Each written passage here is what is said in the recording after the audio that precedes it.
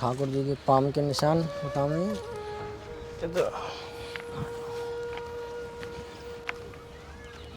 ये बाल स्वरूप पैर के निशान हैं ठाकुर जी के। रानी भी मौजूद थी उस समय। राधा रानी के सामने ही ये विवाह हुआ है ललिता जी के साथ।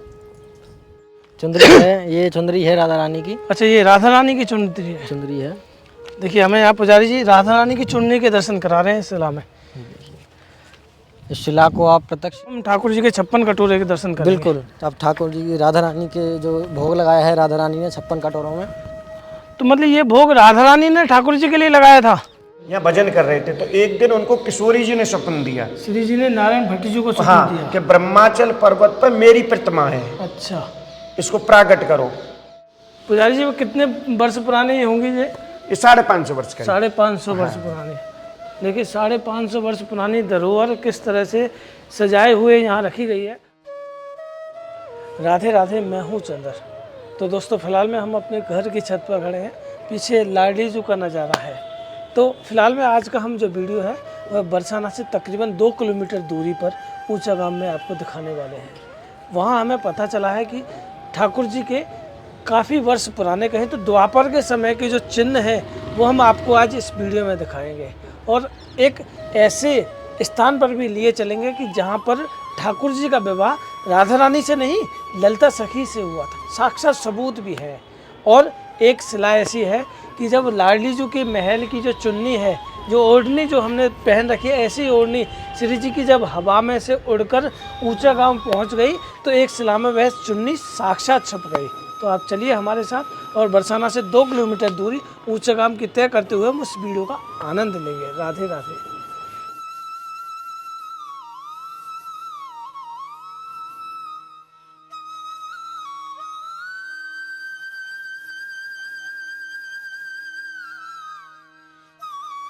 तो मैं पहुंच गया हूं ऊंचा गांव।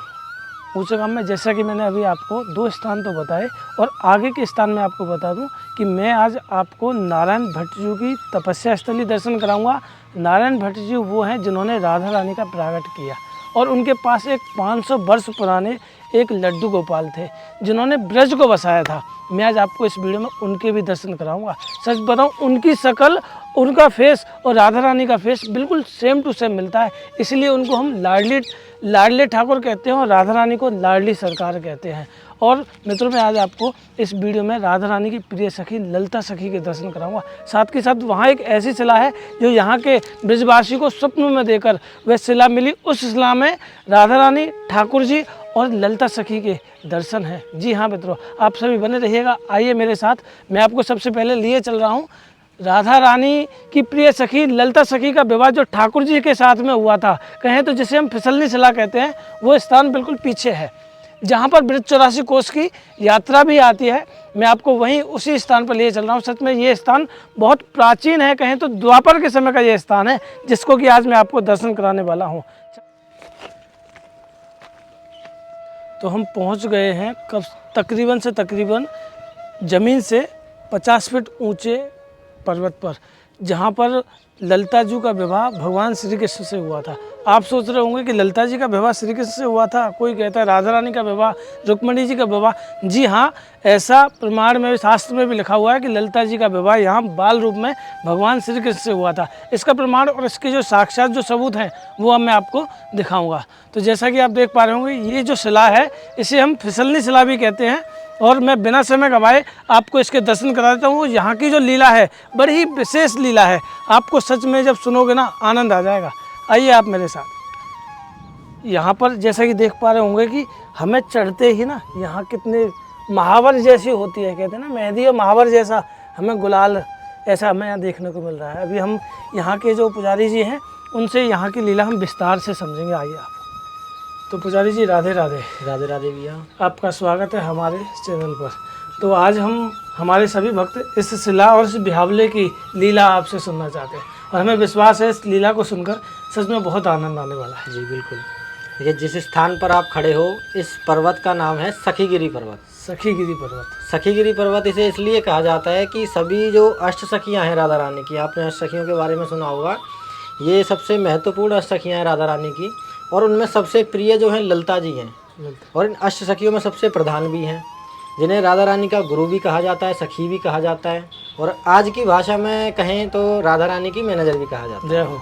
क्योंकि ठाकुर जी की जितनी भी समस्त लीलाएं हुई हैं सब ललता जी द्वारा हुई हैं। जी बिल्कुल।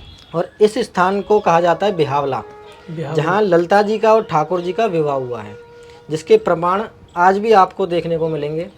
सबसे पहले कि आप ये देख सकते हैं जो लाल रंग है, ये जो लाल रंग है, हाँ, जिसके बारे में अभी हम बात कर रहे थे। जी ये इसे महावर कहते हैं। अच्छा। हाँ, और ये महावर है जो विवाह के समय दुल्हन जो है पैरों में लगाती है महावर। जी बिल्कुल। ये वही महावर है और ये राधा रानी का सिंहासन है।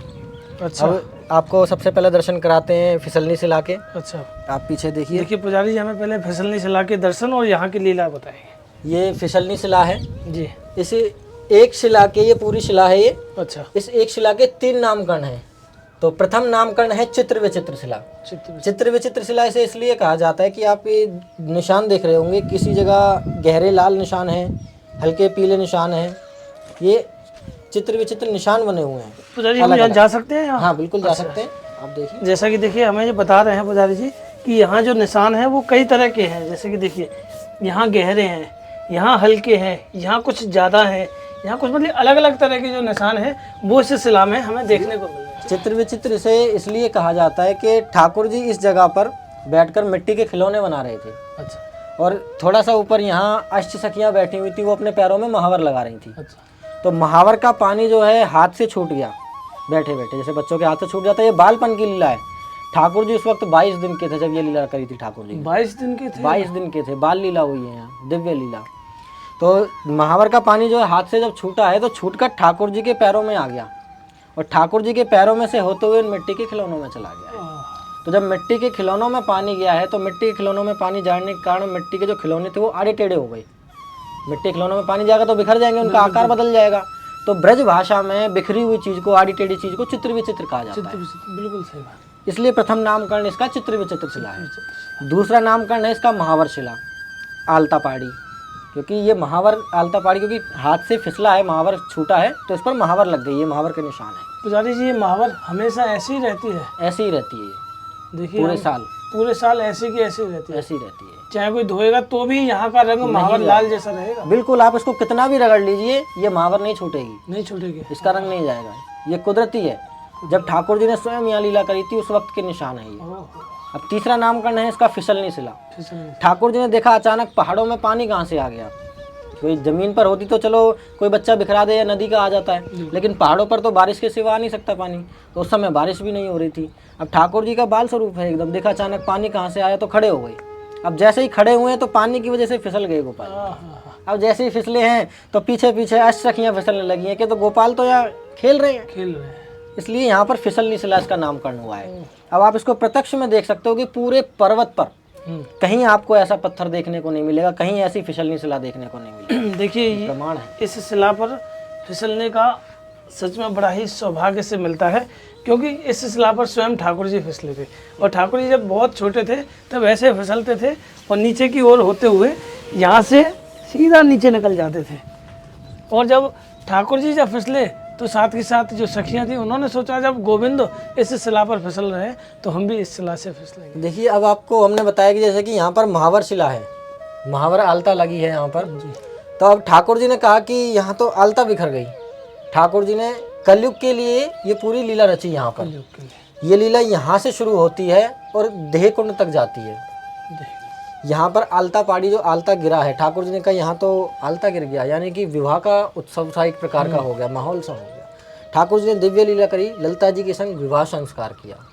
ललिता जी के साथ में? जी बिल्कुल। भादों के महीने में शुक्ल पक्ष में वामन द्वादशी आती है, राधाष्टमी के ठीक 4 दिन बाद। राधाष्टमी से 2 दिन पहले ललिता जी का जन्म होता है, ललिता छठ के दिन, और राधाष्टमी के 4 दिन बाद वामन द्वादशी के दिन ठाकुर जी का और ललिता जी का विवाह होता है, वो भी दोपहर के समय। आज भी भादों के महीने में शुक्ल पक्ष में वामन द्वादशी के दिन नंदगांव से बारात आती है। यहाँ बारात आती है? बिल्कुल। ऊंचा गांव में ही ललिता जी का जो मंदिर है उसके ठीक सामने दाऊ जी का मंदिर है। जी बिल्कुल। अब देखिए, जितनी भी सगाई होती है या शादी की जितनी भी रस्म होती हैं ये सभी बड़े बुजुर्गों के सामने होती है। बिल्कुल। तो आगे दाऊ जी का मंदिर है, दाऊ जी ठाकुर जी से बड़े हैं। बड़े। उन जब बारात आती है नंदगांव से तो सबसे पहले दाऊ जी के मंदिर में जाती है और दाऊ जी के सामने ही सगाई होती है और पूरा रास होता है। सुबह लगभग 8 बजे ये शुरू होता है कार्यक्रम, जो है लीला रास शुरू होता है और दोपहर को 12 बजे वो बारात यहाँ आ जाती है। उसमें 4 स्वरूप बनते हैं। प्रथम स्वरूप भगवान श्री कृष्ण का, दूसरा स्वरूप राधा रानी का, ललता जी और विशाखा सखी। मतलब राधा रानी भी मौजूद थी उस समय? राधा रानी के सामने ही ये विवाह हुआ है ललता जी के साथ। 2 बजे यहाँ बारात आती है, यहाँ पर 12 बजे 12 बजे यहाँ बारात आती है। अब आपको सिंहासन के दर्शन कराते हैं कि किस प्रकार यहाँ लीला होती है। अच्छा आइए देखिए, हम दर्शन करते हैं उस लीला की कि जब बारात आती है।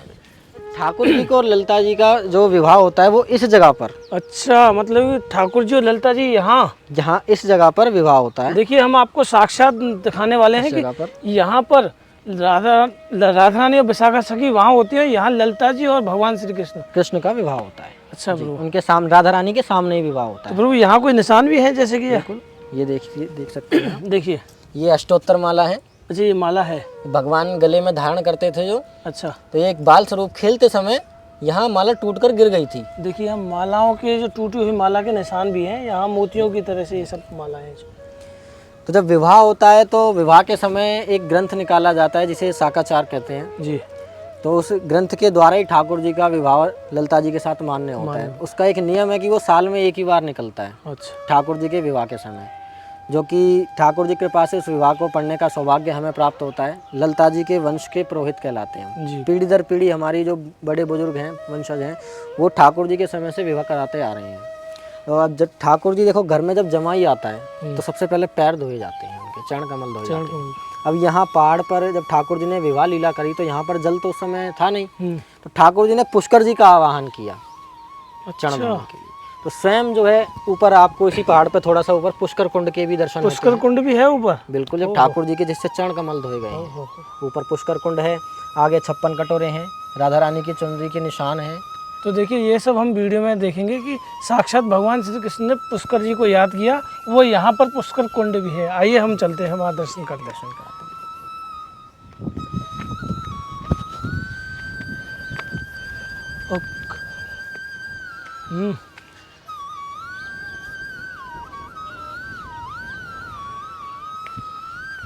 देखिए हम ज़मीन से तकरीबन 200-300 फीट ऊपर आ चुके हैं।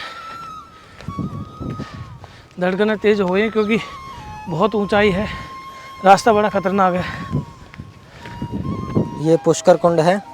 ये पुष्कर कुंड है जी। इसमें जो है बारिश का ही पानी भरता है, नेचुरल जो होता है कुदरती पानी इसमें भरता है। अच्छा, बारिश का पानी स्वतः ही यहाँ इकट्ठा हो जाता है? अपने आप बारिश होते ही पानी यहाँ इकट्ठा हो जाता है। जब ठाकुर जी आए थे यहाँ तो उनके चरण कमल इसी कुंड के पानी से जल से धोए गए थे। अच्छा अच्छा, हाँ, जय हो। तब इसके बाद चरण कमल धोने के बाद ठाकुर जी का विवाह ललता जी के संग हुआ। पहले चरण धोए फिर विवाह हुआ? बिल्कुल। तो ललता जी जो हैं गुजर समाज से हैं, 62 गोत्र से हैं जी। तब इसलिए इनको जो है इस गांव में आज भी जब विवाह होता है तो पहला जो कन्यादान होता है वो गुजर समाज से 62 गोत्र से किया जाता है। उसके बाद अन्य कोई भी कन्यादान कर सकता है। तो चलिए हम आगे की ओर चल रहे हैं। यहाँ भगवान श्री कृष्ण के 56 कटोरे के हम आपको साक्षात दर्शन कराएंगे। जो 56 भोग आज जो लगता तो है, लेकिन वो प्रारंभ कहाँ से हुआ था ये हम वीडियो में जानेंगे। और साक्षात मैं आपको 1-2 नहीं पूरे 56 कटोरे के दर्शन इस वीडियो में कराऊंगा। चरण कमल भी हैं ठाकुर जी के यहाँ। और हाँ, पुजारी जी हमें बता रहे हैं कि ठाकुर जी के चरण कमल भी हैं। देखिए इस पर्वत पर, सखीगिरी पर्वत पर हमें 1 नहीं 2 नहीं कितने सारे साक्षात ठाकुर जी के सबूत मिल रहे हैं।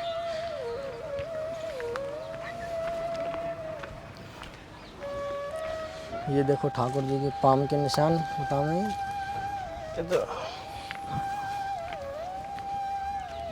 ये बाल स्वरूप पैर के निशान हैं ठाकुर जी के। ये एड़ी है, ये पंजा है। अच्छा, ये ठाकुर जी के बाल रूप के निशान है। ये ठाकुर जी बाल अवस्था में यहाँ खेलते थे जी। तो ये एड़ी है, ये एड़ी है। उल्टे पैर के जो निशान होते हैं जी जी, इस प्रकार से। ये उंगलियां हैं, अंगूठा है। देखिए ये पूरा पंजा है, पीछे की एड़ी में साक्षात दिख रहे हैं। देखिए आप देखिए, हमें ये साक्षात ठाकुर जी के बाल रूप के दर्शन होते हैं। जैसे बालक जो होता है ना, उसके जो छोटे से चरण होते हैं वही हमें इस शिला में हमें यहाँ देखने को मिलते हैं। जय हो नंद के लाला की जय। सामने जो पीछे है वो ललता जी का मंदिर है। हम आपको वहाँ की लीला भी बताएंगे। पीछे देख रहे हैं वो ललिता जी का मंदिर है, जो कि राधा रानी की सबसे प्रिय सखी कहें तो प्रधान सखी का मंदिर है जो है। और बिना ललिता जी की आज्ञा से ठाकुर जी को भी परमिशन नहीं थी कि वो राधा रानी से मिल सकें। इस चीज का भी प्रमाण है आज भी। अच्छा, यहीं से प्रमाण दिखाई देगा। अच्छा यहीं से प्रमाण दिखेगा? बिल्कुल। देखिए ये प्रमाण हम आपको यहीं से दिखाएंगे। यहाँ के पंडित जी ने हमें बताया कि ये प्रमाण जो है कि बिना ललिता जी की आज्ञा से ठाकुर जी को भी परमिशन नहीं है राधा रानी से मिलने की। उसका प्रमाण हमें यहाँ के पुजारी जी बताएंगे। देखिए कितनी ऊंचाई पर है, सामने मोर दिखाइए। देखिए कितने सारे मोर बिहारी लाल के हमें दर्शन हो रहे हैं इस पर्वत पर। मोरों की आवाज़ सुनिए आप। जय हो मोर बिहारी लाल की जय हो। जय हो। आइए।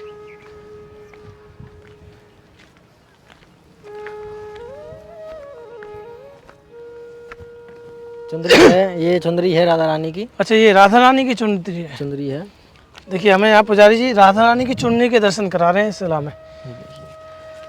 इस शिला को आप प्रत्यक्ष देखिए, पूरे पहाड़ से अलग ही शिला दिख रही है। ये जो चुनरी पर जड़ाव जो होता है, जड़ा जाती है, उस पर कढ़ाई बनाई जाती है, वो कढ़ाई इस पर साफ प्रत्यक्ष नजर आ रही है। सच में पुजारी जी बिल्कुल सच कहा आपने, क्योंकि ये शिला ना पूरी तरह से खुरदरी और अलग प्रकार की शिला है। इसमें फूल तक बने हुए हैं। देखो थोड़ा ध्यान से देखेंगे हम तो ये फूल देखो, ऐसे कलियां जो निकली होती हैं फूल की, इस प्रकार से ये हर जगह फूल बने हुए हैं। जैसे चुंदरी में फूल बने रहते हैं, तो पुजारी श्री जी की चुंदरी यहाँ रह गई थी, क्या था इसके नहीं, लिए? देखिए सामने आप जो देख रहे हैं श्री जी महल है। जी बिल्कुल। जब जो है राधा रानी ऊपर अटारी पर जब चढ़ती हैं जी तो हवा का झोंका इतनी जोर से आया कि वो चुनरी जो है यहाँ आकर सीधा रुकी पहाड़ पर। तो जैसे ही वो चुनरी यहाँ लगी है तो जो जड़ा हुआ उसकी जड़ाव जो होता है वो यहाँ पर छप गया है। जी ओ हो। तो जैसा कि मैं आपको एक बार सूक्ष्म से बता देता हूँ कि कहते हैं कि एक प्राण तो देही राधा कृष्ण सने ही। जो राधा रानी और ठाकुर जी की जो चुंदरी होती है, जो राधा रानी के मंदिर में जो श्रृंगार में जो हम पहनते हैं ना, जैसे ये चुंदरी है, ये तो नॉर्मल है। श्री जी की जड़ाऊदार चुन्नी होती है जो पोशाक में आपने देखी होगी, वही चुन्नी उड़कर यहाँ आ गई और इस शिला पर पड़ गई। उसी की हमें साक्षात यहाँ दर्शन ये हो रहे हैं। देखिए, ये ठाकुर जी का भी दुपट्टा साथ में ही है। अच्छा ठाकुर जी के दुपट्टे के भी ठाकुर जी यहाँ खेलते थे जय तो हो। ये निशान बने हुए हैं। देखिए देखिए वही फूलों के डिजाइन जो है ठाकुर जी के दुपट्टे के हमें यहाँ हो रहे हैं। ये श्री जी की चुंदरी के निशान है। जय हो। कितने अद्भुत दर्शन हैं सच में यहाँ। आप यहाँ आइए, सच में एक नहीं दो नहीं, कितने साक्षात ठाकुर जी के प्रमाण हमें यहाँ देखने को मिल रहे हैं।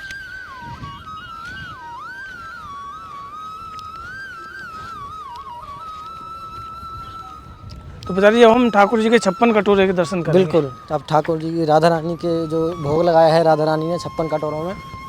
तो मतलब ये भोग राधा रानी ने ठाकुर जी के लिए लगाया था जी। यहाँ पे ग्वाल वालाओं ने लगाया? नहीं, राधा रानी ने लगाया है। अच्छा, यह भोग साक्षात राधा रानी ने भगवान श्री कृष्ण के लिए लगाया था। तो प्रभु ये है 56 कटोरे। ये 56 कटोरे हैं। हाँ। देखिए आप देख सकते हैं इसमें आज भी जो है बारिश का पानी भरा हुआ है।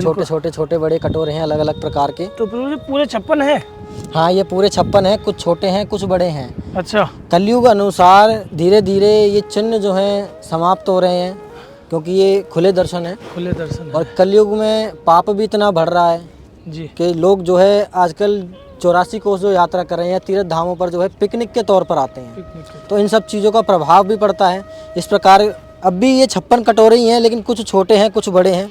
तो प्रभु जब ये राधा रानी ने यहाँ 56 कटोरों का भोग लगाया तो ठाकुर जी ने अपने ग्वालों के साथ कहाँ बैठे थे? वो यहीं पर बैठे हुए? यहीं विराजमान थे। ठाकुर जी यहाँ गौ चराने आया करते थे। अच्छा। और सभी अष्टसखियाँ खेलने आया करती थी। आया करती थी। तो राधा रानी को जब भूख लगी तो ठाकुर जी से कहा कि कान्हा मुझे भूख लगी, कुछ भोजन का उपाय करो। ठाकुर जी कहते हैं मैं तो यहाँ गौ चराने आया हूँ, आप एक काम करो, गायों में से धार काट के दूध पी लो। अच्छा। तब स्वयं राधा रानी ने जो है गऊओं में से दूध का धार काट के और जो है यहाँ 56 कटोरों में भोग लगाया है। ओह। तो देखिए यहाँ कितने हमें साक्षात भगवान के 56 कटोरों के यहाँ दर्शन हो रहे हैं। तो ये है ना, यहाँ भी कुछ है ना? देखिए ये निशान प्रत्यक्ष बता में है। ये बताते हैं। ये काला काला जो है ठाकुर जी की तस्वीर बताया जाता है। देखिए हमें बिल्कुल अगर जो दिख रहा है ठाकुर जी के साक्षात हमें यहाँ दर्शन हो रहे हैं। और ये बंसी बताई जाती है ठाकुर जी की। देखिए हमें जैसे कि राधा वल्लभ जी के आपने दर्शन किए होंगे, वही राधा वल्लभ जी के नेत्र हमें यहाँ इस शिला में हो रहे हैं। देखिए वही टेढ़े पैर, जैसे टेढ़े बनवारी, वही ठाकुर जी के वही पैर, वही साक्षात चित्र हमें यहाँ देखने को मिल रहा है। कहें तो यहाँ एक हमें राधा रानी का भी स्वरूप दिख रहा है। बिल्कुल, राधा प्रिया प्रीतम की हमें दोनों एक हैं। दोनों एक और ही हैं। ये बंसी बताई जाती है, देखिए ये वाइट जो है सफेद कलर की। जब ठाकुर जी के यहाँ दर्शन हुए तो यहाँ ठाकुर जी ने अपनी बंसी रखी थी और वही बंसी के दर्शन हमें यहाँ इस शिला में हमें यहाँ हो रहे हैं। हमें सच में यहाँ की लीला देखी। अब हम आगे की लीला इसी वीडियो में जानेंगे। आप सभी बने रहिएगा, वीडियो को एंड तक देखिएगा, क्योंकि सच में आज हम आपको पूरे ऊंचे गांव के जितने प्राचीन स्थान हैं जहाँ ठाकुर जी ने लीला की है वो इसी वीडियो में हम आपको दिखाने वाले हैं।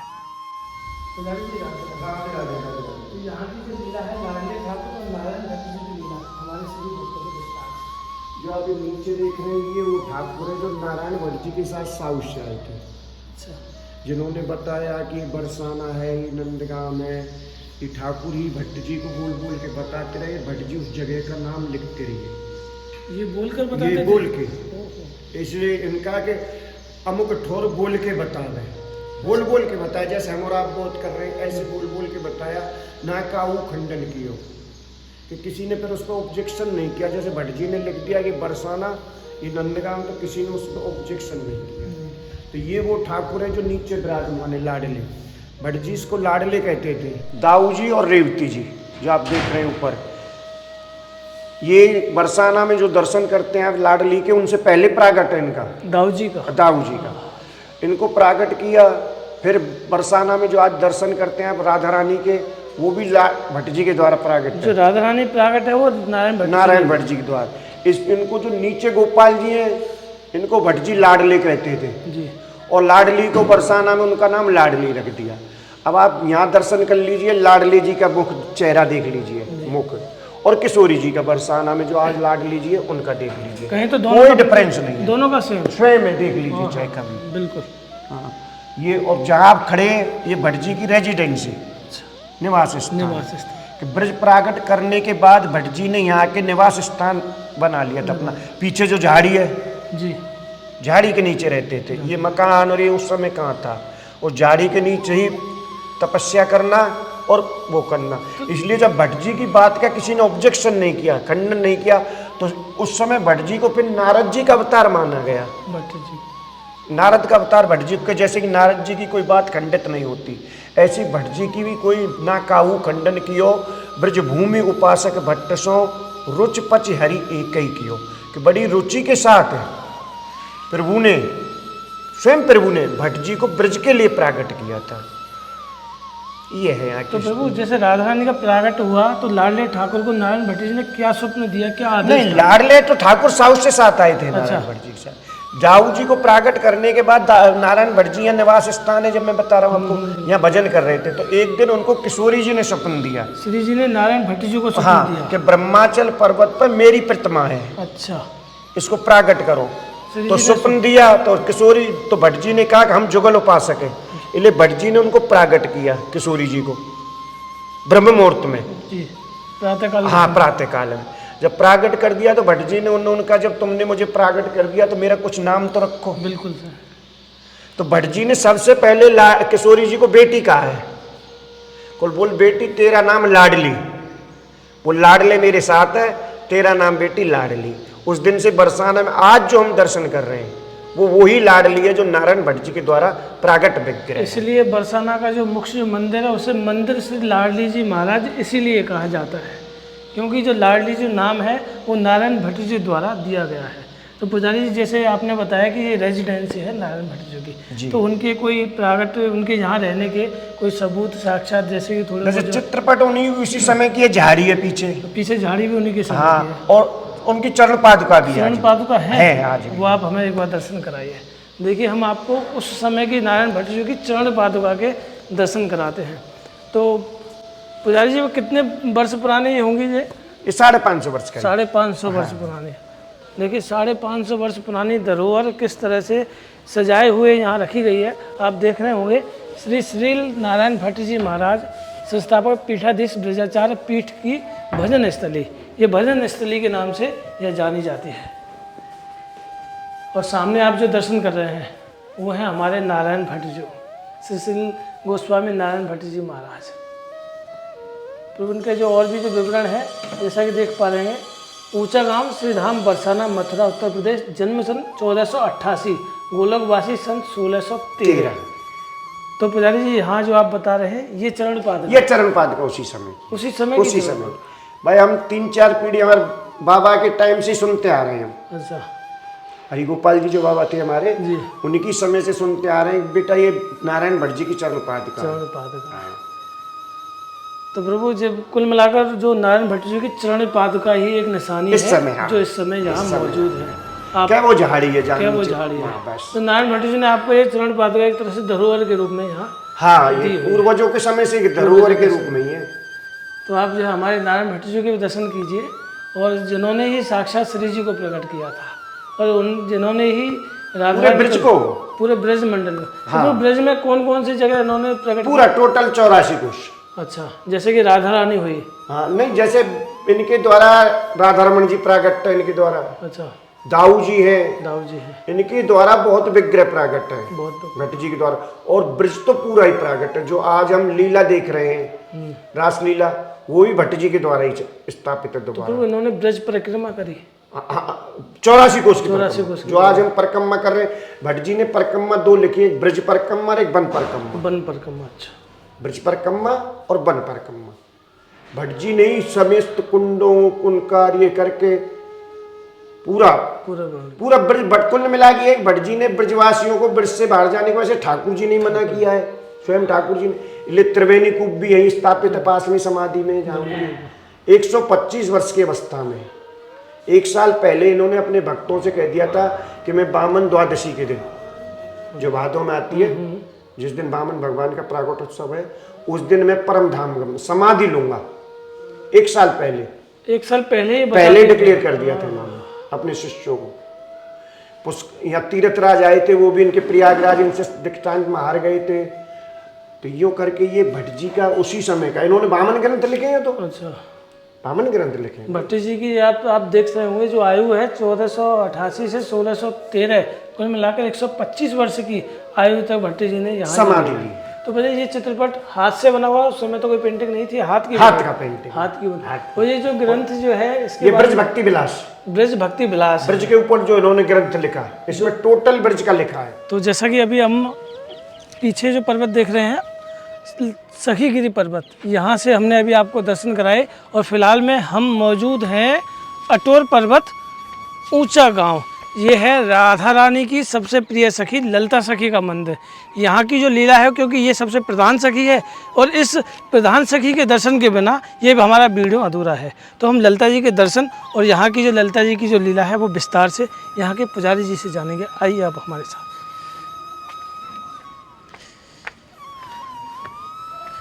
हम यहाँ पुजारी जी से यहाँ की लीला विस्तार से समझेंगे।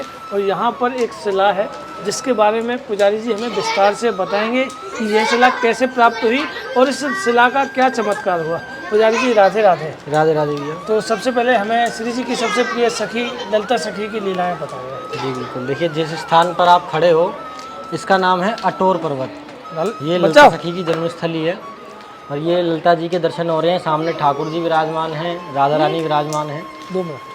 जो आप इस तरफ देख रहे हो ये राधा रानी है और इस तरफ जो है ललिता सखी जी विराजमान है।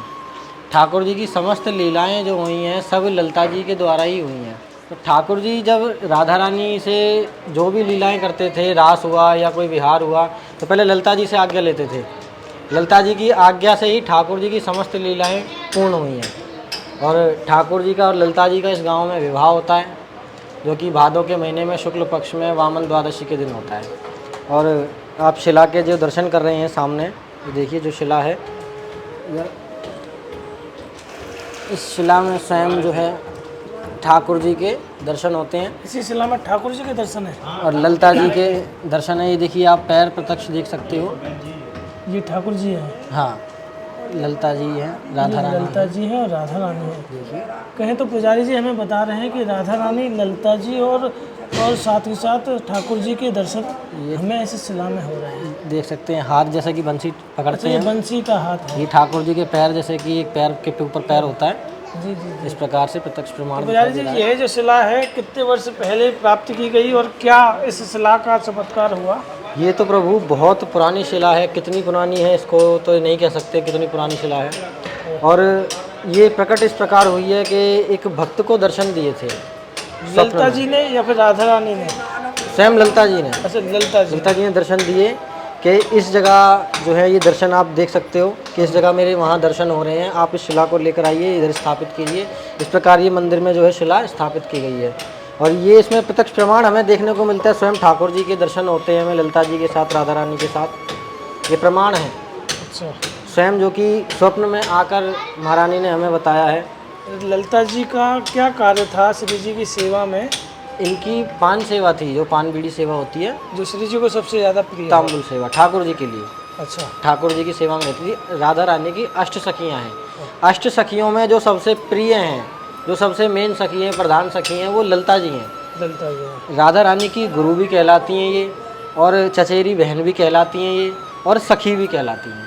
तो ये ललिता सखी हमेशा श्री जी के साथ में रहती है? श्री जी के और ठाकुर जी के साथ में रहती हैं, बिल्कुल। ठाकुर जी की जो प्रथम सेवा होती है वो स्वयं ललिता महारानी के द्वारा ही होती है। ललिता महारानी के। ललिता जी जब तक आज्ञा नहीं देंगी, जब तक ना कोई सेविका अंदर जा सकती है, ना कोई सेवा या कोई भी कार्य पूर्ण नहीं हो सकता है। जो है ललिता जी जब आज्ञा देंगी, जब भी ठाकुर जी कोई कार्य प्रारंभ करते हैं। राधा रानी जो है कृपा बरसाती हैं या किसी पर दृष्टि डालती है। देखिए अष्ट सखियाँ जो हैं, इनके दर्शन इसलिए किए जाते हैं ब्रज में कि जैसे मान लीजिए हमें अपने ही घर की दूसरी या तीसरी मंजिल पर जाना है, तो हम डायरेक्ट तो नहीं जा सकते, सीढ़ियों के जरिए जाएंगे स्टेप बाय स्टेप। ऐसे ही जो मंजिल है हमारी, जैसे कि ठाकुर जी हैं, राधा रानी हैं, वो जगत के माता पिता हैं, अब उन तक हम डायरेक्ट नहीं जा सकते। साधु संत ब्राह्मण, ये जो अष्ट सखियाँ हैं, ये सीढ़ियाँ हैं जिनके कृपा पात्र बन के हम उनकी नज़रों में आ सकते हैं, उनकी कृपा हम पर बरस सकती है। इसलिए इन अष्ट सखियों के दर्शन बहुत महत्वपूर्ण होते हैं। उनमें सबसे प्रधान सखी जो है ललिता महारानी कहलाती है। ललिता महारानी, इनकी कृपा अगर हो गई तो राधा रानी की कृपा हो ही जाएगी, और राधा रानी की कृपा हो गई तो ठाकुर जी की कृपा तो बरसना निश्चित है। पुजारी ने बहुत सुंदर यहाँ की लीला हमें बताई, सच में आपको भी आनंद आया होगा। आप भी अवश्य यहाँ आए और श्री जी की प्रधान सखी और ऊंचो गांव में देह कुंड सिकरी पर्वत पर अवश्य आप दर्शन करें। बिल्कुल। राधे राधे। तो मिलते हैं अगली वीडियो में, बने रहिएगा ऐसे ही। चैनल को सब्सक्राइब करें और ज़्यादा से ज़्यादा भक्तों को शेयर करें। राधे राधे।